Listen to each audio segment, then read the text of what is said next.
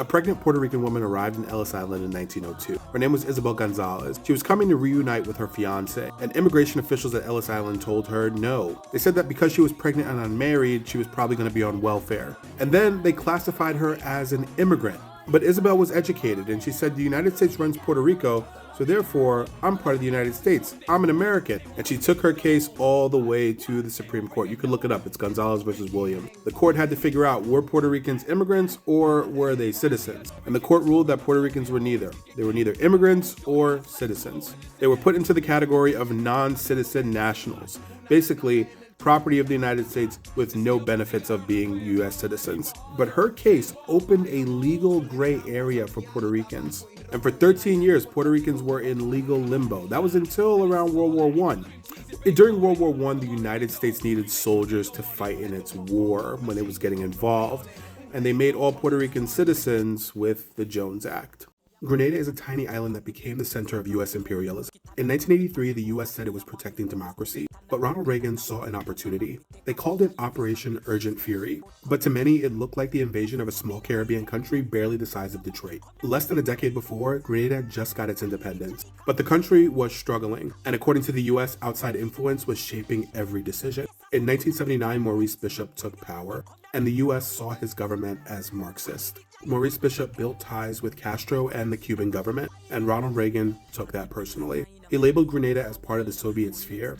When Maurice Bishop was executed, over 7,000 troops were sent to Grenada. But there was no real plan. Civilians were caught in the crossfire, and dozens died, including men, women, children, and many members of the Grenadian army. 19 U.S. soldiers were killed, 24 Cuban soldiers, but the people of Grenada suffered the most. Over 300 Grenadian civilians were hurt, and over 69 were killed. Reagan's approval skyrocketed even though it was condemned by the UN, and it became the blueprint for U.S. interventions in the Caribbean. Lois Curtis was a black woman that was locked away for most of her life. She didn't commit a crime, she didn't do anything wrong. She had an intellectual disability and mental illness. So the state of Georgia put her in an institution. She wanted to live on her own, be part of a community, and specifically, she wanted to make art. But every time she asked for a release, the state of Georgia says no. So Lois and another woman, Elaine Wilson, took the state of Georgia to court.